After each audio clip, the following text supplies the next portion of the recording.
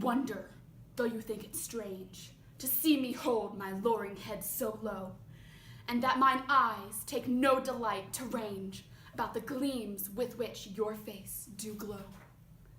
The mouse which once hath broken out of trap is seldom ticed with the trustless bait, but lies aloof in fear of more mishap, and feedeth still in doubt of deep deceit.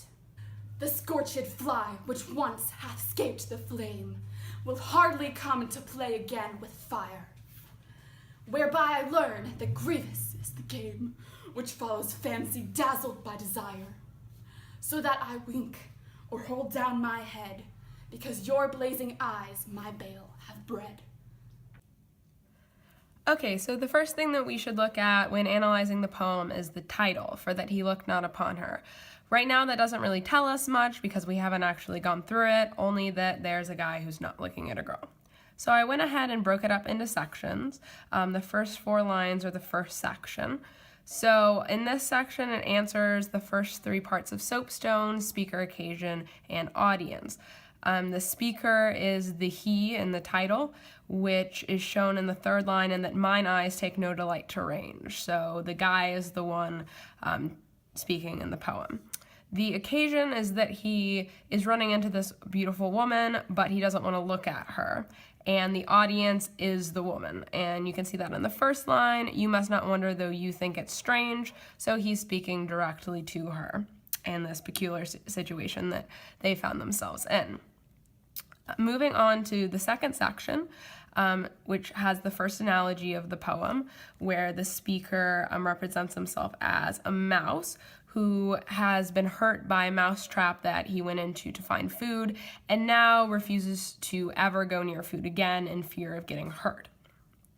So this demonstrates that the speaker feels wounded by love and that he's had some horrible experience in the past that makes him never want to fall in love or go near love again, which starts to explain why he won't look at the woman in the first section.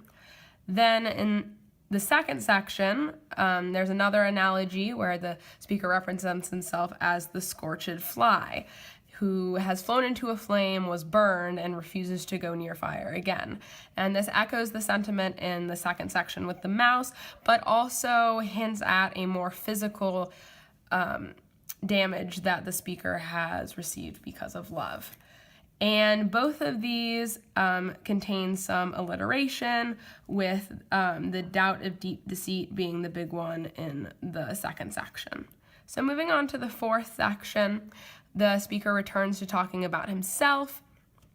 He hints that his previous self was naive and refers to love as a game that he lost and lost pieces of himself or had some great hurt done to him by someone else. And this again has some alliteration with grievous and game, and then follows fancy, dazzled, and desire. The point is driven home in the last 2 lines, which is the last section, where he brings it back to the situation that is presented in the 1st section, where he runs into this beautiful woman, and he explains that he won't look at her because her eyes, or the eyes of his previous love, were the things that caused him so much harm. And it's finished out and emphasized by more alliteration with blazing, bale, and bread. So the other thing to look at in this poem is that it is a sonnet, and sonnets are traditionally associated with declarations of love. So the fact that the author chose this form for something that's such an opposite of that could be something worth considering. Now that we've gone through and looked at the poem in detail, we can go back to soapstone. The next thing is purpose. So the purpose of this is to explain to the woman why he won't look at her, as well as to convey the past difficulties that he's had with love. And the tone, I would say, would be something like wounded or hurt, which you can really see through the analogies of the mouse and the scorched fly, as well as the alliteration that punctuates that.